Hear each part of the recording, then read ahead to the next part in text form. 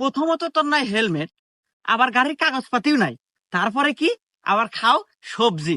তো যাই হোক, তোর চেহারা ডগ ডিলের উপর মায়া করিয়া মামলা দিলাম 5,000। কি? এই পুলিশ, তুই আমাক মামলা দিলি? তোর জীবন তো আমি বরবাদ করে দিব রে। দাঁড়া, তোর বান্দরবন পাঠানোর ব্যবস্থা করতেছি। এই বাবরি, হ্যাঁ ওস্তাদ। আমার বড় ভাই সহ সভাপতি ফোন লাগা। ঠিক আছে ওস্তাদ, এই নেন।